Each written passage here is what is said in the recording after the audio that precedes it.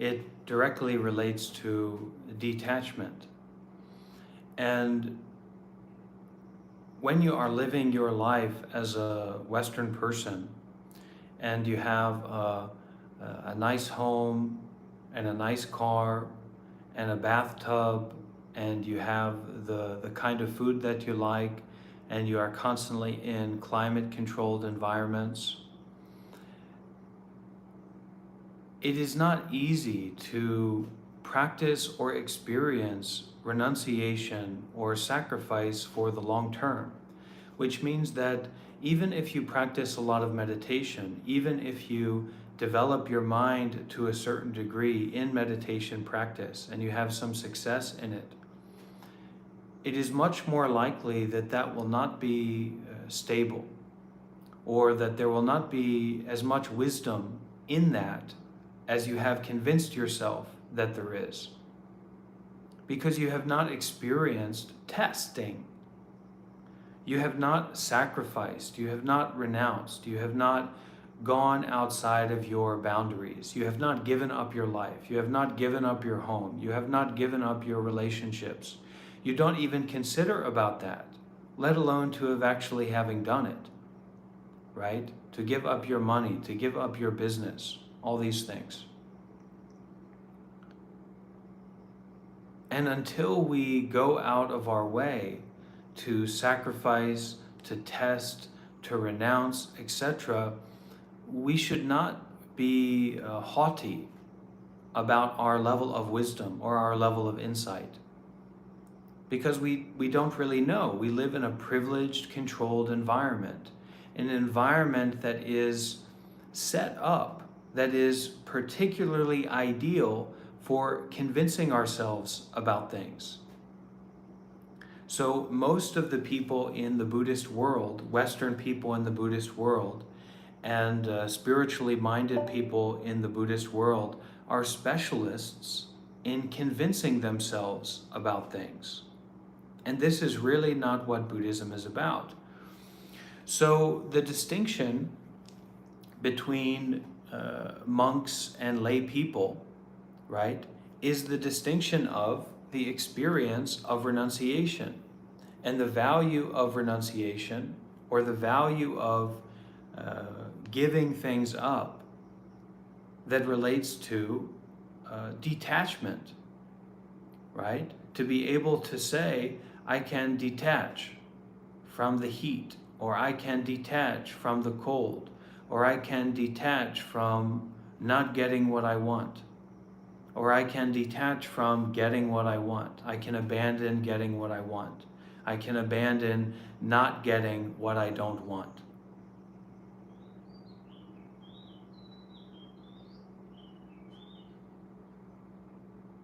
Now, as a lay person, as a Buddhist person, you don't need to become a monk or a nun, right? But you do need to practice dana. You do need to practice actions of generosity. And it doesn't need to relate to the Sangha necessarily. It doesn't mean that you need to donate to Buddhist monks or help to build temples or meditation centers or what have you. It doesn't mean that, but traditionally that's a major part of being a Buddhist layperson. What it does mean is that you need to do actions of generosity, actions of volunteering, actions of donating, actions of giving away what is valuable to you in a communal sense to others. And then doing that regularly, making that like an essential part of your life. And if you're a Buddhist, then yeah, doing dana concerned with the Buddha, the Dhamma, and the Sangha, right? And then you take precepts and you follow those precepts as closely as you can, right? And a part of those precepts is a kind of mindfulness. There's two kinds of sets of precepts, right? And the simplest set of precepts is the 5 precepts. So respecting all life, respecting the possessions of others, which also means valuing the autonomy of other people, not appropriating the identity of other people for yourself. And I've experienced this a lot, where people have said to me, hey, you are not autonomous. You cannot speak for yourself. You cannot represent yourself. I represent you. I speak for you. I say who you are. And this is a very dangerous way of holding delusion, right? Holding wrong view. Because not only is it a fixation on a self-identity, a grasping onto a self-view, but it is also not respecting the property of other people, the uniqueness, the subtlety, the multifacetedness of other human beings, especially when they are willing to engage with you, right? Willing to be there and listen to you and connect with you and talk to you. So respecting all life, not killing, respecting the properties of others, not stealing, right speech. So speaking in such a way where you don't speak harshly, you don't speak meanly, you don't speak aggressively, you don't lie, as best you can, to be generous, upright, honest in what you say as best you can, and watching that chit-chat quality, right? Because that chit-chat quality, talking about sports, talking about politics, talking about the weather, is a good sign that you might be talking to the wrong person about the wrong things. Life is a lot more important. This experience of life and the ways and means of helping others and helping ourselves is way more important, and being generous and being kind and being meditative, the Dhamma, wisdom, is way, way more important than politics, sports, the weather, celebrities, all of these social ideas that we talk about. It's just nonsense. It's difficult to say that that's right speech or responsible speech, right? So meanness, harshness, dishonesty, intentional dishonesty, and just chit-chatting about things loosely, right? Nonchalantly. Being very careful with our sexual energy. So it's understanding that sexuality is a evolutionary drive, that it's a very, very powerful energy. So when it comes to our sexual energy, we need to be respectful, we need to be reverent, we need to be mindful, we need to be very, very, very careful, okay? And then finally, not to take drugs or intoxicants, not to take things that intoxicate our mind, like alcohol, like wine, like beer, like smoking weed because we want to get high, and many other things.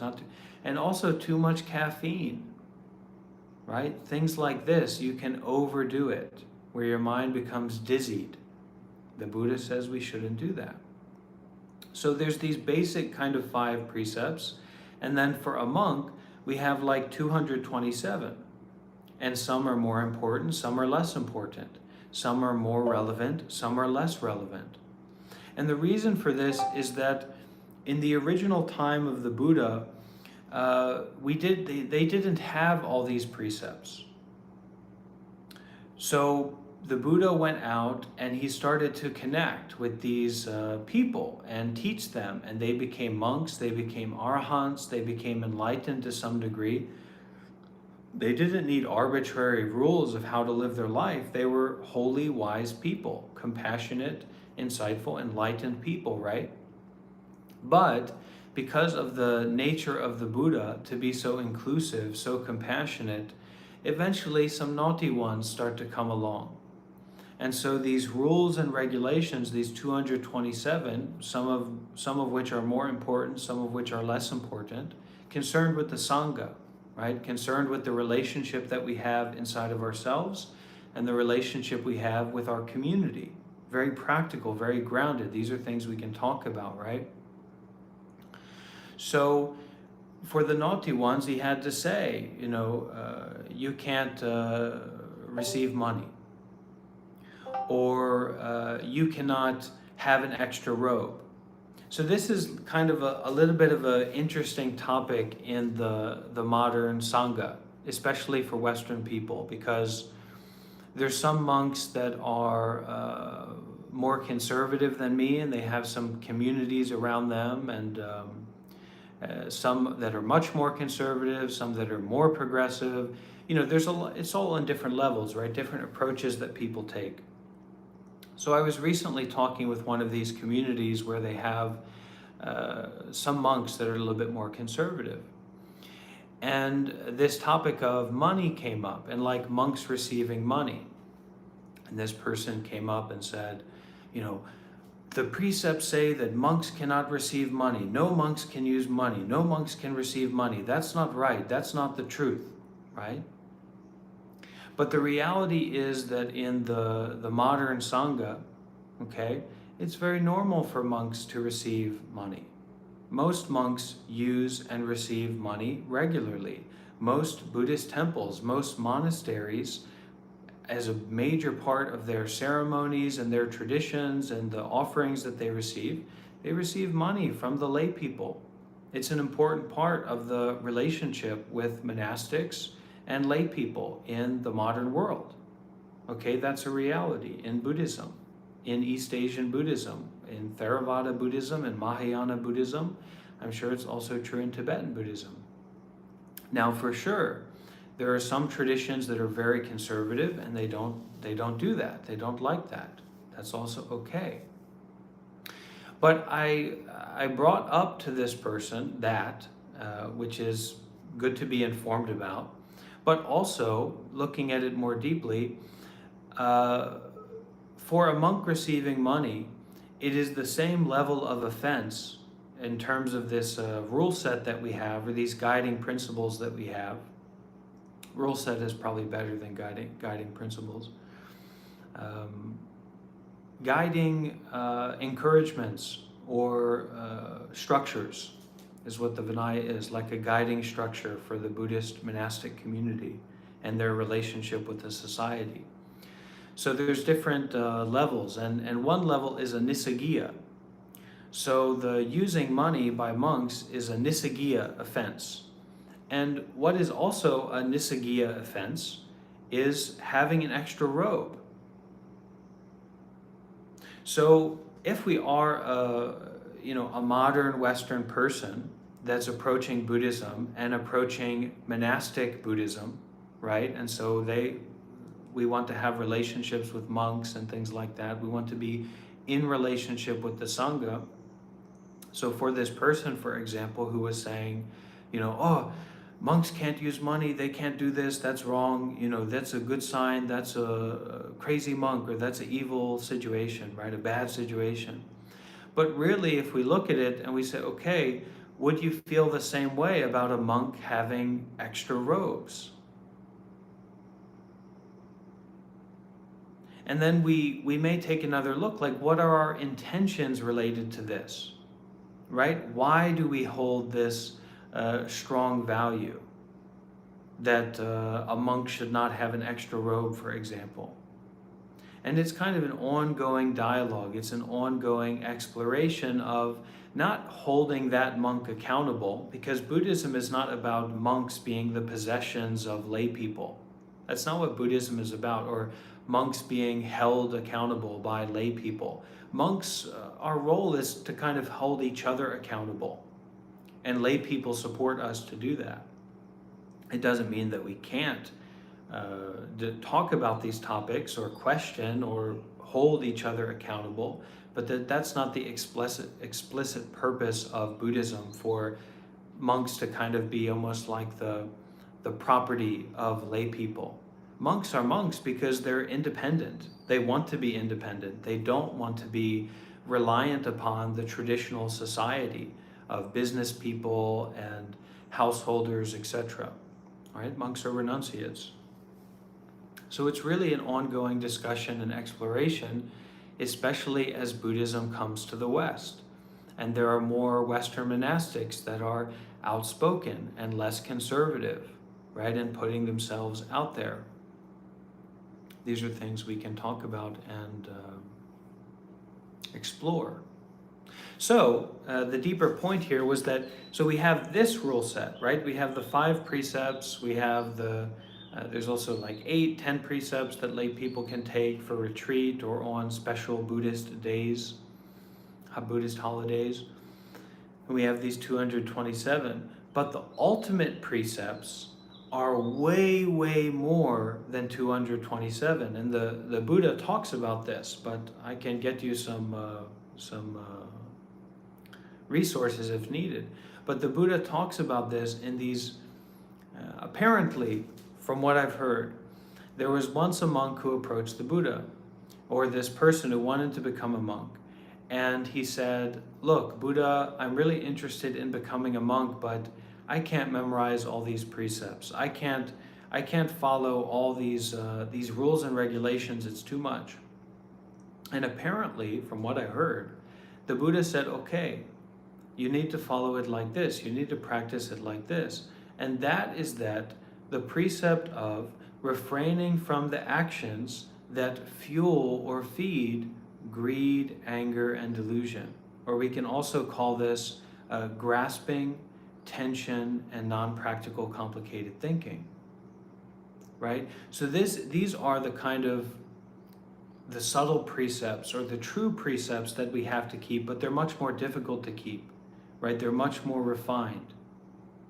Where moment by moment we are making mental, verbal, and physical actions that can lead to what? Can lead to more suffering or less suffering, that can fuel our grasping mind, our greedy mind, that can fuel our tension, our anger, our fear, that can fuel our delusion, our non-practical, complicated thinking, our thinking that stems from wrong view, right? The view of someone, the view of some place, some time, some situation. And this brings us to a place of deep mindfulness and deep reverence for our moment-by-moment actions. To be deeply mindful, deeply careful, deeply aware.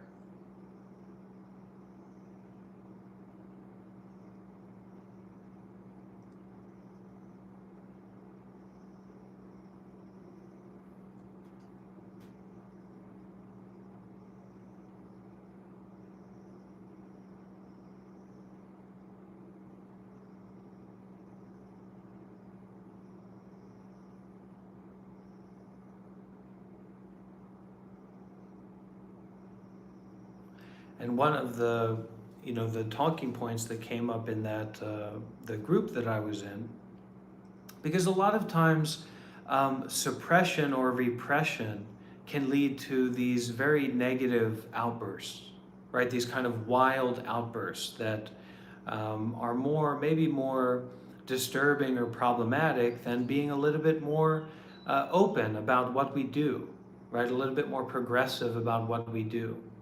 And that's why it's kind of a slow and it's a gradual process. You can't just say, okay, I'm now a Buddhist, I'm going to follow the 5 precepts, I will never drink alcohol again.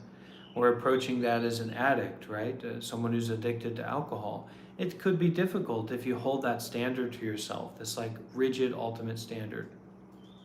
So in that group, that person was also saying that, wow, I find it, it's so inspiring that that monks don't use money, and that really inspires me, and that really supports me. That lifts me up, that holds me.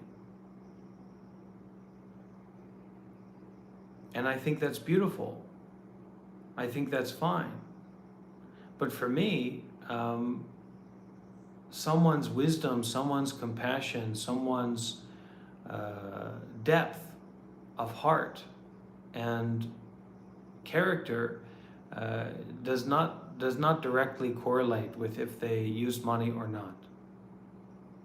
It might, but I don't look for that at least. So we kind of have to find, not to get locked into a box of like, that's my monk or that's not my monk, but really to understand that the monks as a whole are representing the tradition of Buddhism, and that the tradition of Buddhism is robust, healthy, multifaceted, and that we should kind of navigate and keep looking, keep finding, keep developing, right?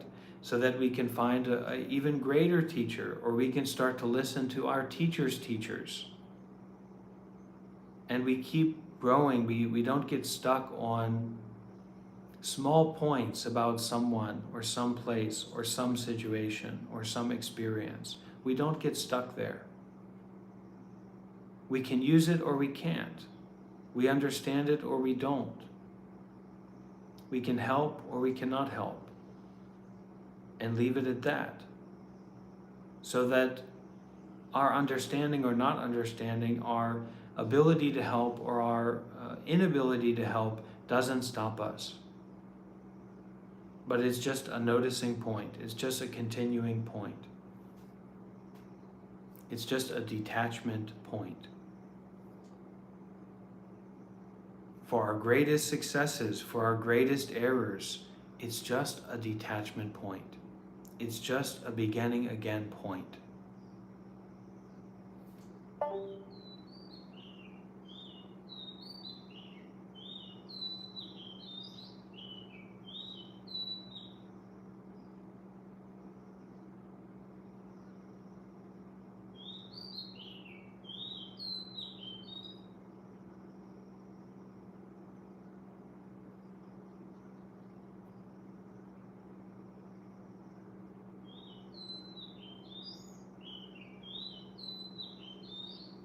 So when we approach from this place of generosity, and I really like that, this idea of approaching from a position, from a place of generosity, it's not about what you can get from that situation, right? So in that, your interest, your curiosity, your involvement in that situation is not about meeting your expectation or meeting some presupposed idea that you have about it, or trying to make that situation or that experience align with the idea that you already have, but rather it's more a respect of your curiosity. It's a respect of what you're interested in. And then rather than appropriating what you're interested in and say, oh, it's like that, it's like blah, blah, blah. No, you step forward, you reach out, you offer, you explore, you go deeper into that experience, not from a place of expectation, but from a place of openness, from a place of curiosity, from a willingness to give, and that is to give up. Also give down, I guess, but to give away your preconceived notions and to have a direct experience. And how valuable that is. How much respect is in that, how much reverence is in that.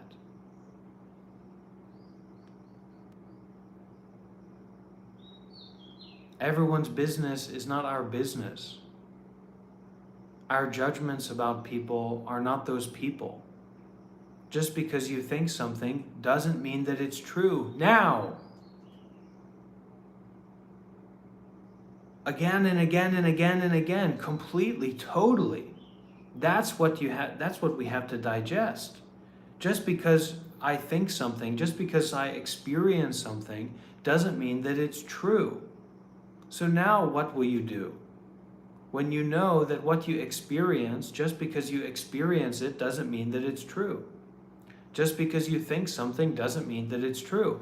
It doesn't mean that it's not true. What is truth anyway? But it definitely means that just because you had that thought, or just because that looks that way, doesn't mean that it is that way.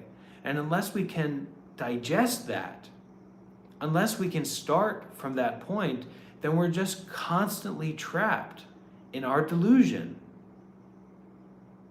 And there's no way out. There's no light that can hit it, because our delusion is so reified that there's no cracks in it. We don't see the cracks in ourselves.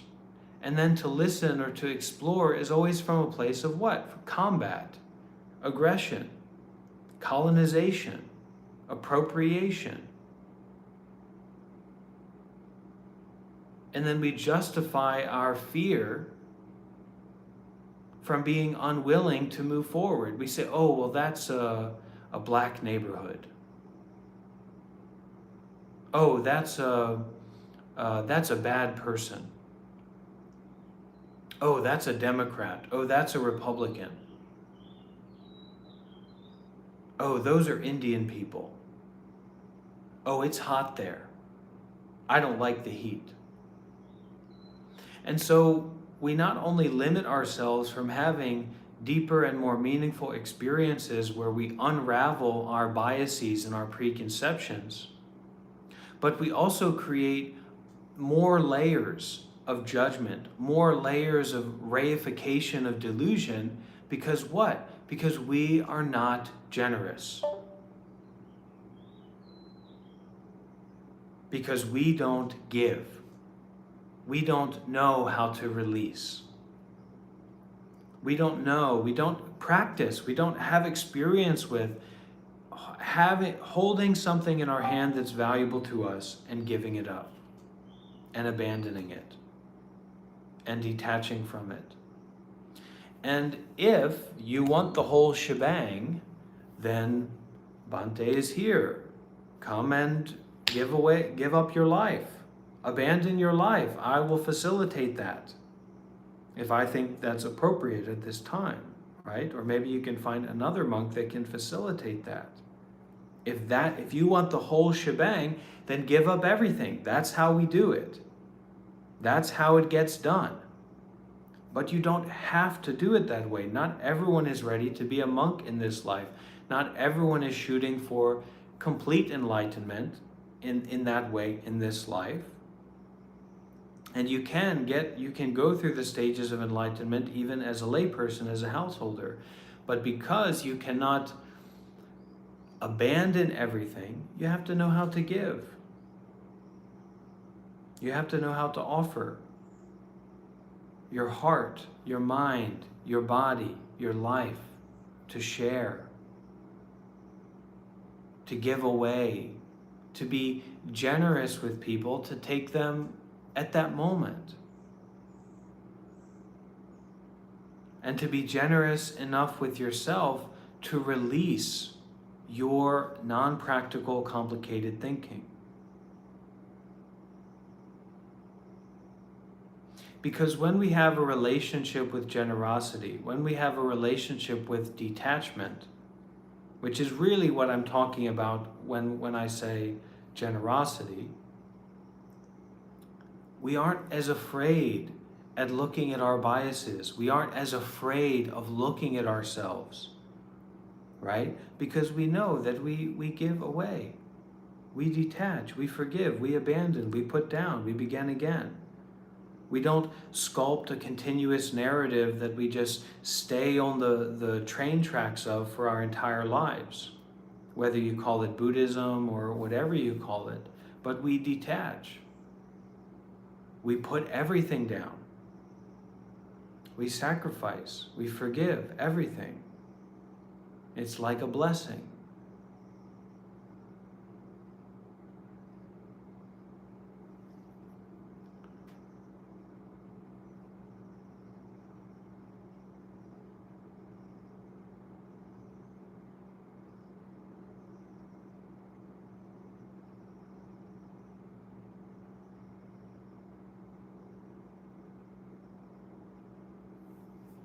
And if all that doesn't work, how about we just don't be mean? How about we be nice, be friendly, be gentle, be kind? Didn't they say, if you don't have anything nice to say, don't say anything at all? There's a lot of truth to that. But nowadays, everyone wants to play the victim and everyone wants to play the hero. But they're not actually doing anything. They haven't actually had anything done to them.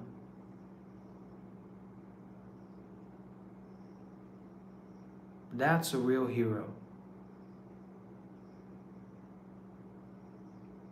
I haven't done anything. And nothing has been done to me. Ahosi, forgive.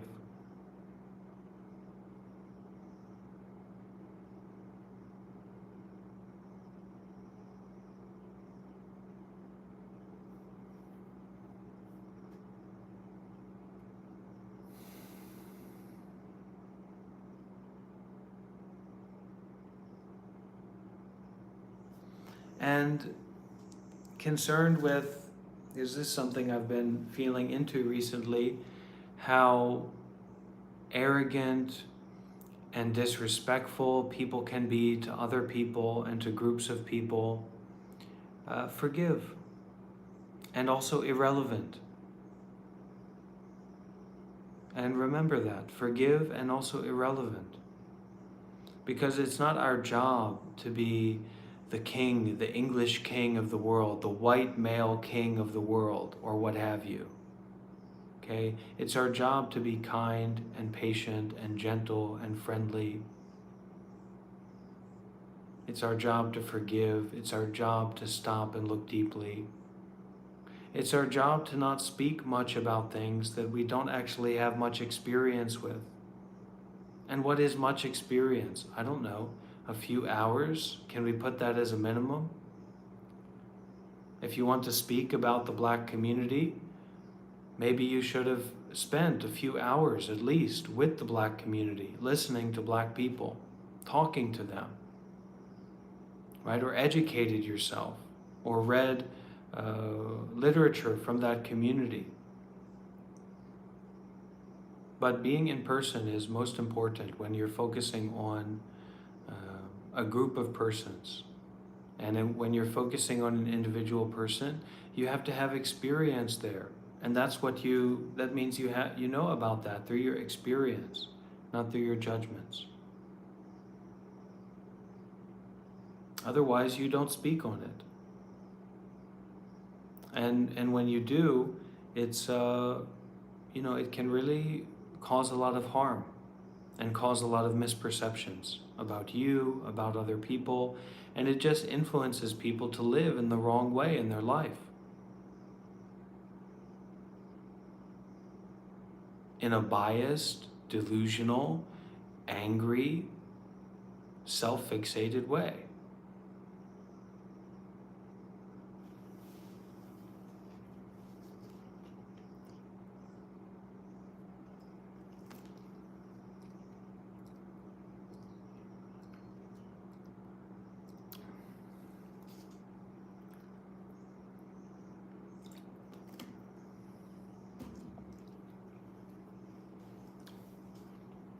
It's really shameful how justified people can be for their aggressions. But what helps to realize is that these are not people. This is just cause and effect. This is just the karmic payback. It's not about those people, and it's not about you as a separate self-entity. It's just about cause and effect. You get back what you do in subtle, subtle ways, not just in this life, such as not just in this moment, but many past moments that you know barely anything about. And so when we get that karmic payback, we endure, we embrace, we can think to ourselves, even though now I do no wrong, even though now I am a good woman, I am a good man, I've done no wrong, and yet the fires of the world are laid upon me. I look back and realize that for endless eons, I have been unskillful. For endless moments in the past, I have done the wrong thing. And there are things that you know about, and there are even more things that you don't know about. And it's not just your life, but the life of your ancestors. Are we all coming from some kind of idealistic fairy tale land of everyone doing the right thing? No. So looking back, I realize for countless eons I have done wrong. And now, even though I do no wrong, I face the karmic retribution. I do not feel confused or worried because it simply makes sense. I vow to endure and transform this suffering.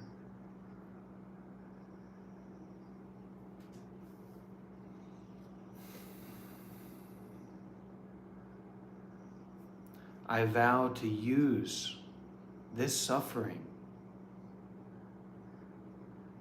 to help others. I vow to use this suffering to remember to live in the right way, to be fearful about taking the wrong action, to be careful, to follow the path as best I can. We're not in the business of holding absolute standards to anyone here. We do the best that we can do. And then we do more than that. That's how real progress happens. That's how change happens. That's how the mind or the brain or consciousness, I don't know what you call it, but gets to a point of not returning. Can't go back. Can't be that kind of person again. You can't get depressed in that way again. You can't get anxious in that way again. You can't lose yourself in that way of being, because your heart has found the path. And no matter what happens, that heart will keep beating, and we can get to that point. We are getting to that point.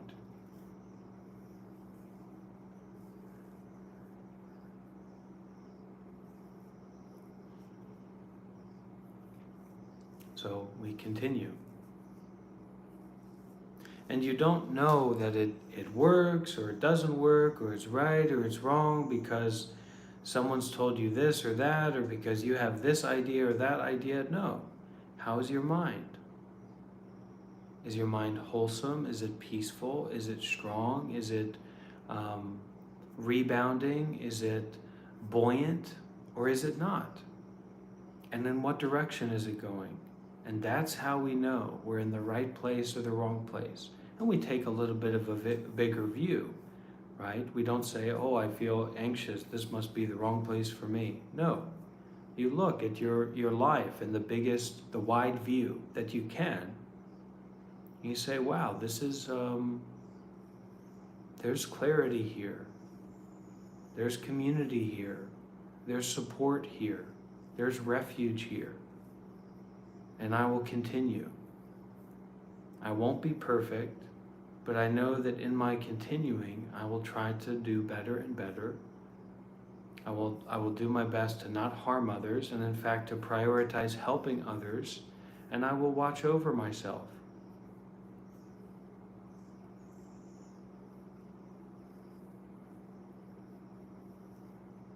And those who I feel are trustworthy and on the path, I will support them. I will do my best to support them.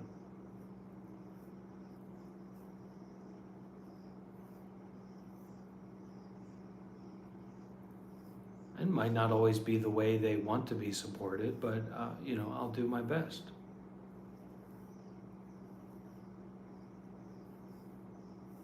And my best will get better.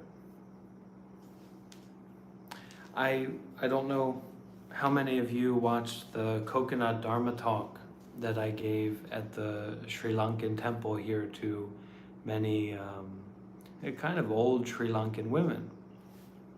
But one of the things that I shared with them was, look, you're all supposed to be old Sri Lankan women that aren't particularly wealthy. Sri Lanka is not in a good economic situation. So I was saying, you're supposed to be, that kind of person. So you can't be an athlete. I mean, what can you train in? What can you train in? Cooking, or I guess, maybe being a grandmother, which of course is very important. It's wonderful.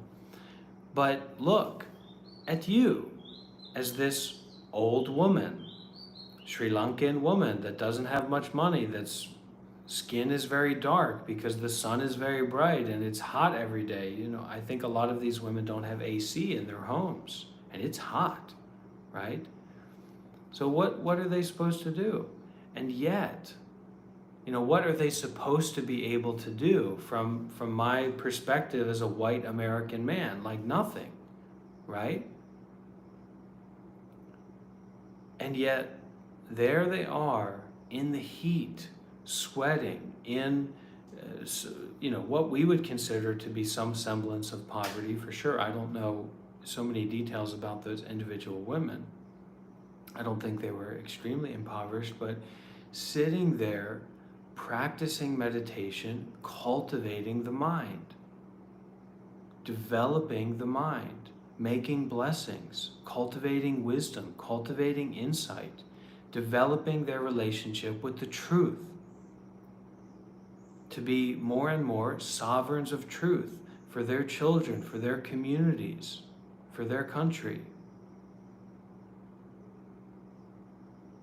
So it's not of this world. It's not of this samsara world, right? This world of illusion, this world of consumerism, this world of advertising, this world of the traditional roles and identities that people are supposed to have according to, I don't know, some movie or something. I don't know where all that nonsense comes from. This is something very, very different, and we can take refuge in it. And for me, I've taken refuge in it by becoming a monk, because I know that I'm a wild horse. In the worst way, not in the regal way, not in the wonderful, beautiful way. I'm just out of control, right? So I said, I've got to give my life to this. I've got to give up my life for this, so that every day and every moment I wake up in a robe, I wake up in a temple, I wake up in the spiritual community. That's my taking refuge.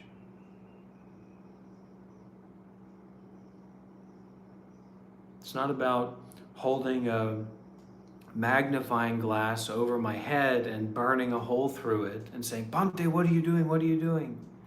But it's taking refuge in this path, in this community, in these teachings, in the Buddha, as best I can. And the true faith, or the true sense that you don't have any doubt about the Buddhist path and the Buddhist teachings, this is a high attainment. So it's not about convincing ourselves that Buddhism is the ultimate path or whatever. This is like a faux belief.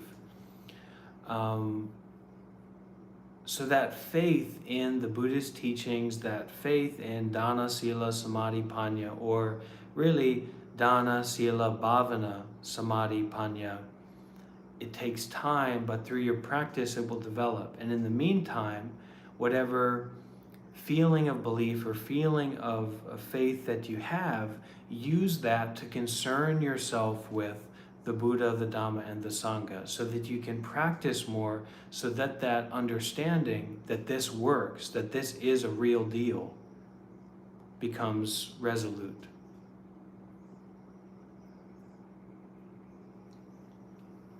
So we are primarily our community, our Sangha, the monk life meditation community, our Western Buddhist Sangha, is primarily a Dana, Sila, Bhavana, informed by wisdom community. So doing good deeds, mindfulness, and then bhavana is like the cultivation, the mental cultivation. So mindfulness is like that present moment awareness, coming back to the present moment awareness. And then the bhavana is like the cultivation, when we really sit and practice, we focus on our breathing, we sustain that attention. That's a cultivating, when we practice metta meditation. And that's all informed by wisdom, informed by insight, informed by the teachings of the Buddha. And then samadhi is something that kind of happens naturally. We don't force samadhi, right? We don't sit there and focus on our breathing for 10 minutes and then start to hyperventilate and then have a special state in our mind. That's not samadhi. That's just like we kind of make something interesting happen. Samadhi is like we get absorbed into the direct experiencing. We get absorbed into mindfulness and detachment, and then we use that to continue practicing in a deeper way, a more wisdom-informed way, experiential wisdom-informed way.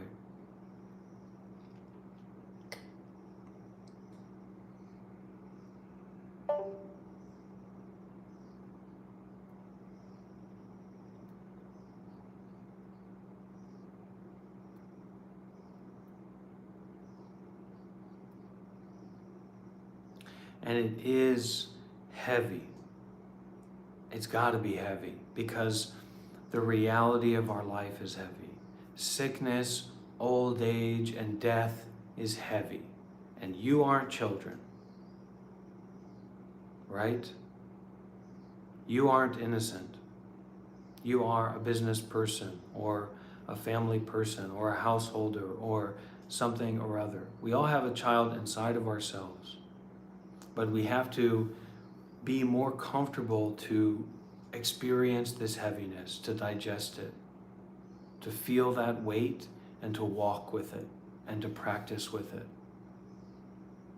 And I'm here to help with that. Because it can be scary, but we don't have to be scared of it because it is impermanent.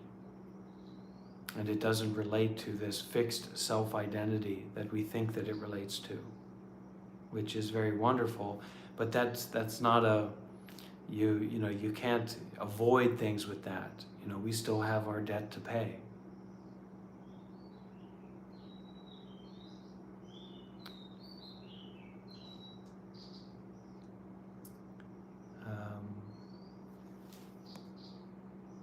Okay, any questions about Buddhism?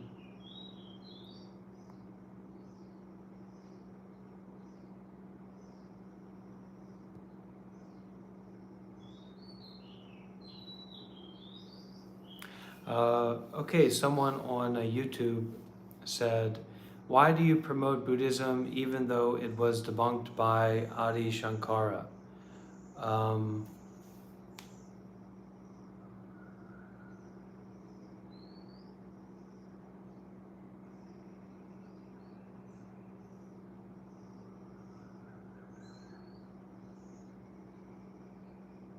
The bird in the heart doesn't sing twice. The bird in the heart doesn't sing twice.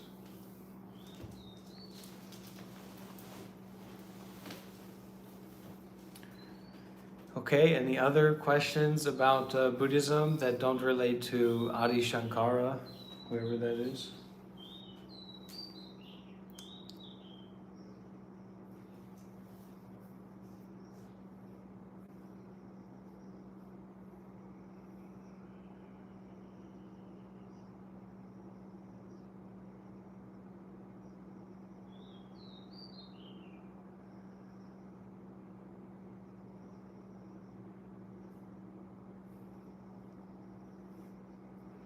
And,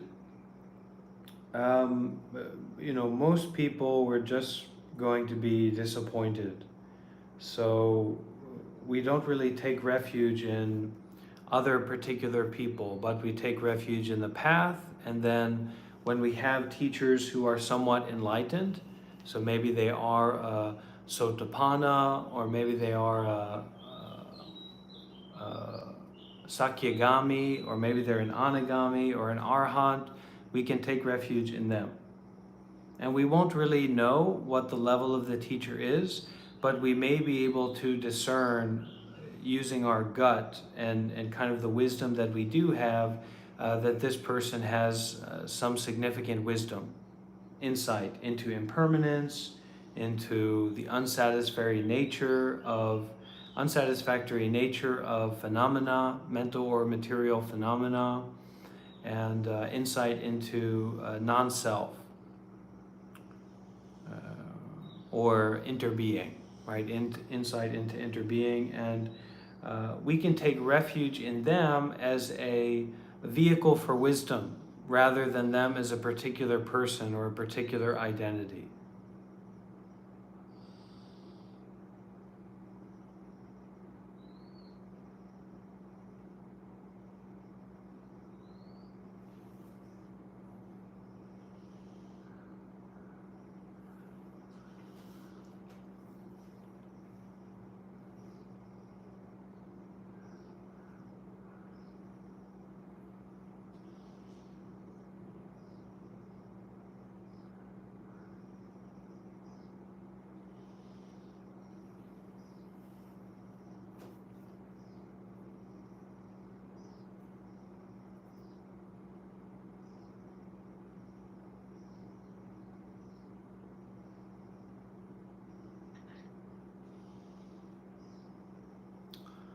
Yeah, go ahead.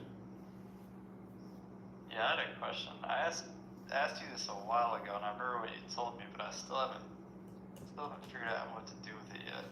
I was wondering about anger. I think I asked you about it last time, and you said it's like a smoke from a fire, and you have to just follow it to find what's at the end. But I still really haven't been able to figure out why I'm so angry all the time. I don't really know what to do with that. Well, it sounds like a little bit more of a therapeutic question. So maybe you can give a little bit more detail, and I might be able to get a hold of Um, something there. yeah, sure. Um, well, it's just like I mean, part of me knows why I'm angry, but it's like I feel like I shouldn't be angry, you know? I honestly hate my job, and but I feel like I shouldn't. So I don't know. It's kind of Well, but I have to do it right now, or else no way to pay for a place to live. So it is well, what it is. I mean, paying for a place to live, and being if you're a family man and you have a family, you should expect to have family problems. If you are a businessman and you have a successful business, you should expect to have business problems. If you are a laborer in the capitalist machine, you should expect to experience being the the grease and the oil for the gears of capitalism. You know, I mean Right. that's the system that you're in. So you should expect that that kind of suffering is going to go along with it. And not only is that the system that you're in, but that's the system that you do not dare to abandon, right? So, Right. so that kind of experience is, yeah, can promote anger because you're not going to meet your greed. Most people aren't going to be able to meet you can't meet greed. If you could meet greed, if you could fulfill greed, then our world would not be the way that it is, right? Because even with a few $1,000s, I mean, you can bless so many people. You can help so many people in poverty, right?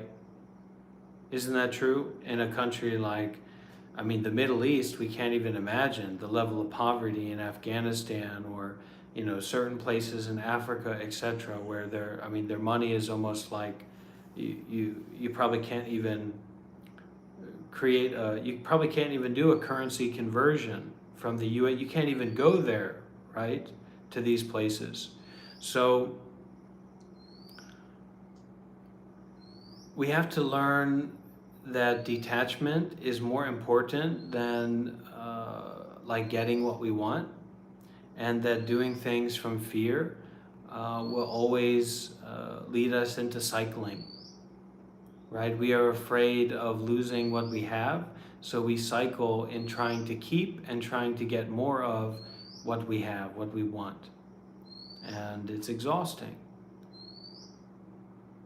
So you incorporate, if you recognize you're in that kind of system and you're frustrated by it, you're likely relying on that kind of system too much.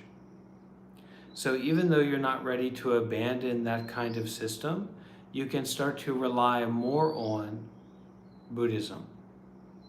You can rely more on dana and sila. You can rely more on making donations. You can rely more on volunteering. You can rely more on doing actions of generosity. Concerned with the Buddha, the Dhamma, and the Sangha is good, but in whatever way you can do it. You start to use that system more and you experience what the effects of that using that system is. You rely more on following precepts and being mindful and listening to Dhamma talks rather than trying to figure out your business life in America or wherever you may be. Right. Right? To say rely more on meditation is okay, But really, we should focus more on dana and sila and mindfulness and listening to Dhamma talks than we should to like build this system of meditation inside of ourselves. Because we're going to create a lot of tension usually when we try to meditate like that, or when we try to use meditation as a solution to our problems.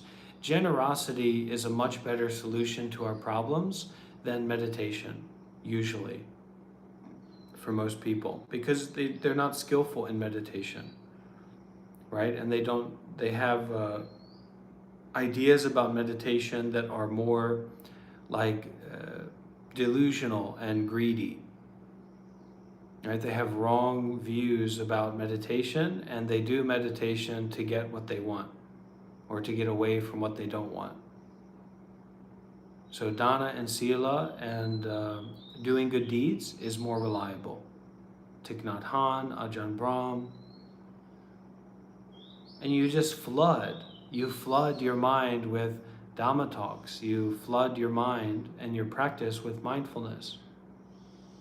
You rely on that. That is a better system than capitalism, for sure, especially when it comes to mental health. So Ajahn Brahm and Thich Nhat Hanh, search their names on YouTube and add the word anger. You'll find a lot of talks, and you just listen, and they know what to do. They can help guide you what to do because they've done it. Okay, thank you.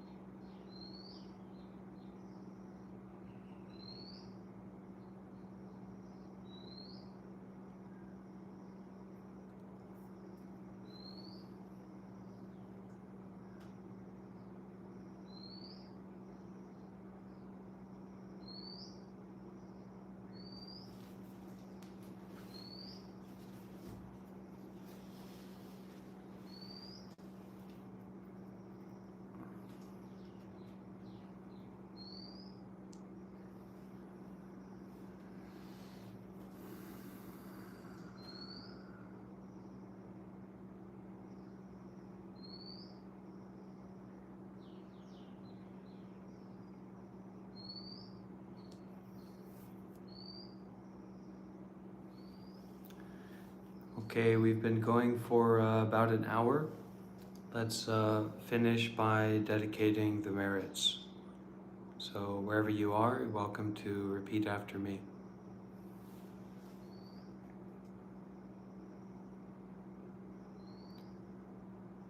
May all the merits that we have done till now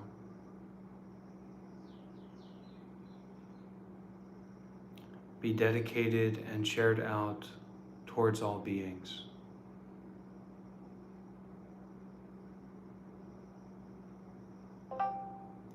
May our merits be used to continue on this path.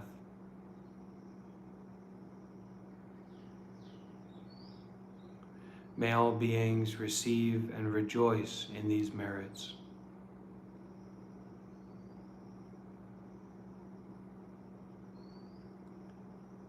May it be. May it be. May it truly, truly be.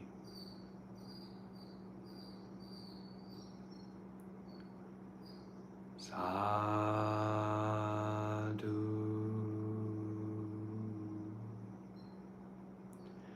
Sadhu.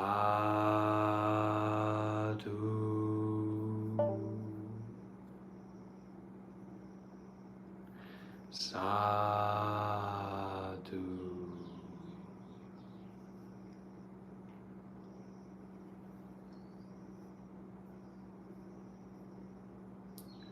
Oh, Anastasia, I'm sorry I missed your question.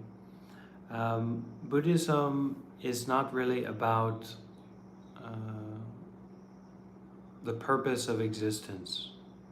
Buddhism is more like about that there is existence, and how do we deal with that? And if there was a purpose in Buddhism, that purpose would be to end suffering, to become free, to become enlightened. And the greater purpose would be to help others end suffering and to help others become enlightened. Okay?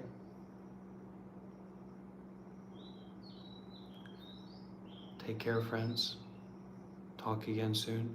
We will start to have our regular schedule again when I return to Italy tomorrow. Well, the day after tomorrow, and then I may need to rest a bit, and then we'll start to have our daily group meditations and meetings on Discord and on YouTube from my teacher's meditation center in the south of Italy. And we should have some of our Sangha members coming to see me there as well. I think we'll have two Sangha members coming there. Okay? Thank you, friends. Be well on your journey.